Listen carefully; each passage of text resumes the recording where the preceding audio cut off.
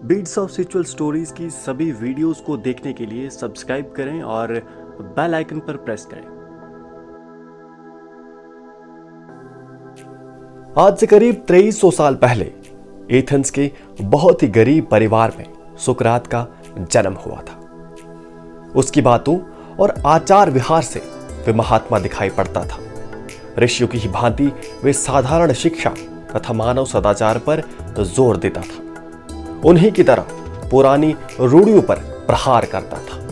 वे कहता था, सच्चा ज्ञान संभव है, बशर्ते उसके लिए ठीक तौर पर प्रयत्न किया जाए। जो बातें हमारे समझ में आती है या हमारे सामने आई हैं, उन्हें तर्क के पैमाने पर हम परखें। इस तरह अनेक परखों के बाद हम एक सच्चाई पर पहुंच सकते हैं। साथ ही वे ये भी कहते थे कि ज्ञान के समान पवित्रतम कोई वस्तु नहीं है। लेकिन रूढ़िवादी परंपराओं पर प्रहार करने के कारण ही एथेंस के सारे प्रतिष्ठित व्यक्ति सुकरात के दुश्मन बन गए थे। बोलने की बेबाकी और अनोखापन ही था जो एथेंस की सड़कों पर सुकरात तमाम उन लोगों को बेनकाब करता और उनके विरुद्ध में बातें बोलता जो प्रभावशाली थे।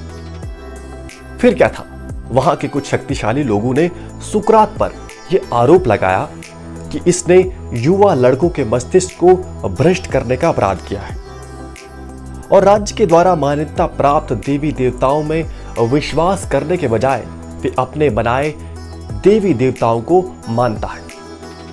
जब अदालत में जजों ने सुकरात को दोषी ठहराया उन अपराधों के लिए जो उस पर लगाए गए थे, तो उसने बड़ी शांति से उस फैसले को सुना और कहा, मेरी विदाई का समय आ गया है, मैं अब मरने जा रहा हूं। सोक्रेट को सजा सुनाने के बाद क्रीटो, जो कि सुकरात का एक धनवान शिष्य था, उसने सुकरात को अनुरोध किया कि अगर वो चाहे तो जेलर को बहुत सारा धन देकर वे उसे छुड़वा सकते हैं।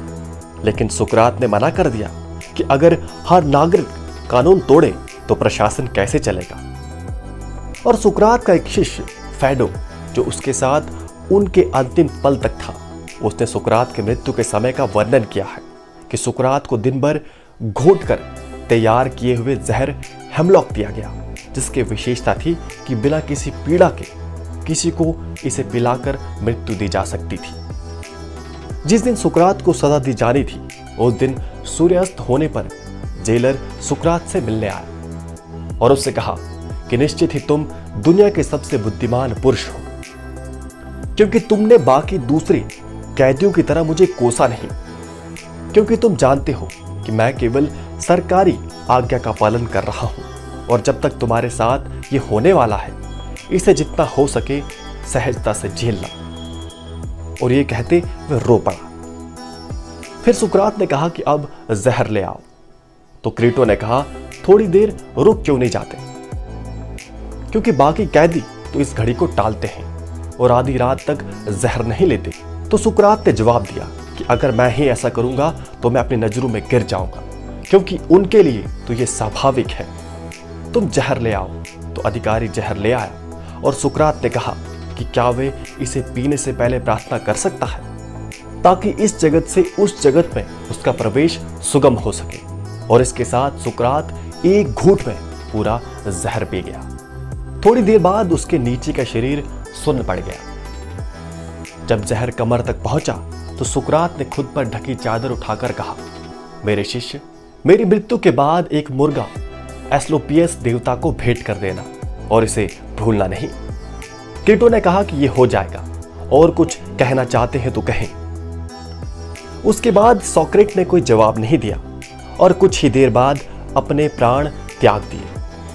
लेकिन यह हैरानी का विषय था कि 70 साल की आयु तक जो व्यक्ति इतनी बेबाकी से जिया और रूढ़िवादी लोगों पर अपने प्रखर बुद्धि के द्वारा प्रतिष्ठित लोगों का जीना हराम कर दिया और हंसते हंसते जहर का प्याला पिया, उसे क्यों एस्क्लेपियस देवता को मुर्गा भेंट करना पड़ा? इसका उत्तर यह है कि एस्क्लेपियस स्वस्थ के देवता है और जो स्वस्थ हो जाता है वे इस देवता को मुर्गा भेंट करता है। तो सुकरात का यह कहना एक नए और स्वस्थ जीवन में प्रवेश होने का संकेत था। ना कि मृत्यु और जीवन के समापन का। तो इस तरह एक दार्शनिक की अनोखे जीवन और उतनी ही अनोखी मृत्यु की यह कहानी है जिसे प्लेटो ने संकलित किया है।